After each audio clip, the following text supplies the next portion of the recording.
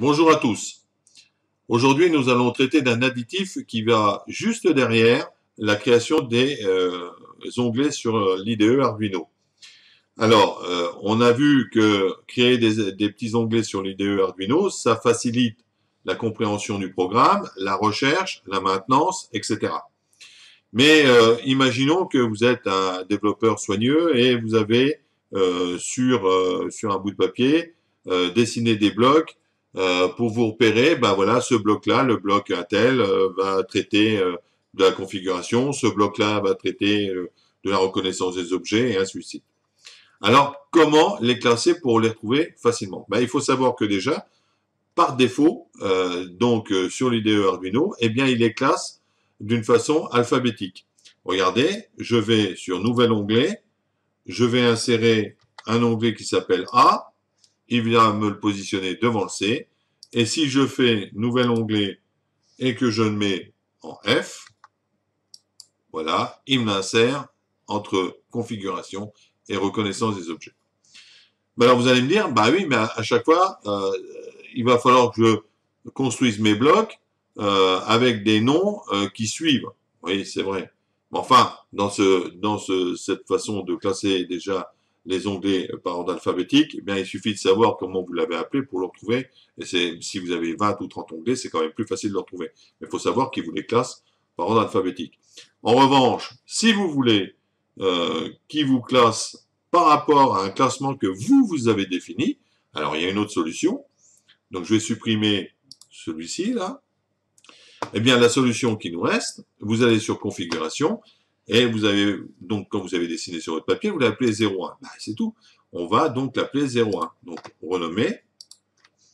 On vient le positionner ici, on fait un petit 01 et on garde quand même la désignation derrière le petit tiret. Ça nous permettra quand même de visualiser le truc. Imaginons que la reconnaissance des visages soit en première position. Donc, je vais faire renommer. Et là, je vais lui dire, ben, tu vas t'appeler 02.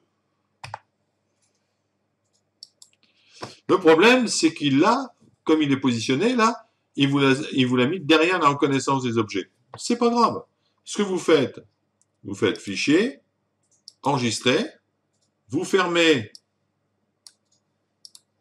votre code, vous redémarrez votre code, voilà, et regardez bien, il les a reclassés. Alors, ça c'est vrai quand vous avez déjà un onglet qui est créé et que vous allez le reclasser avec des nombres. Si vous créez tout de suite un autre bloc qui va s'appeler 4 ou 5, alors il va s'insérer derrière les autres. Nouvel onglet, je vais faire 0,5, OK, et là il s'insère derrière les autres. Ça voudrait dire que tous vos onglets, il faudra mettre des valeurs numériques pour tous les reclasser. Mais après, quand vous faites une création d'onglet, avec un chiffre, il va le positionner directement. En revanche, si vous voulez renommer un onglet qui est déjà codé d'une façon alphabétique et que vous voulez le mettre avec votre numéro de bloc qui correspond avec ce que vous aviez désigné sur votre organigramme, admettons 04 ou 03, vous le notez dessus, mais il faudra pour ça enregistrer, fermer votre code, redémarrer votre code et automatiquement il vous l'aura classé comme je vous ai montré. Mais là, on peut le refaire encore une nouvelle fois. Vous voyez, là, il y a le 5 qui est ici. Je vais sur reconnaissance, je vais là, je renomme, je l'appelle 04, je fais OK, je viens là, j'enregistre et je ferme. Et regardez, 01, 02, 04, 05, et le résultat de la vision qui, lui, n'est pas codé. Voilà. Donc, on vient de voir que, finalement, ben, les onglets, on peut les manipuler comme on veut, ou on les retrouve d'une façon alphabétique, ou on leur donne des numéros pour les retrouver par rapport à un organigramme qu'on aurait créé, avec derrière le libellé, comme je vous ai montré. Voilà, j'espère que ce petit complément vous aura satisfait et je vous dis à la prochaine fois. Et n'oubliez pas, un petit coup de pouce et abonnez-vous. À la prochaine fois.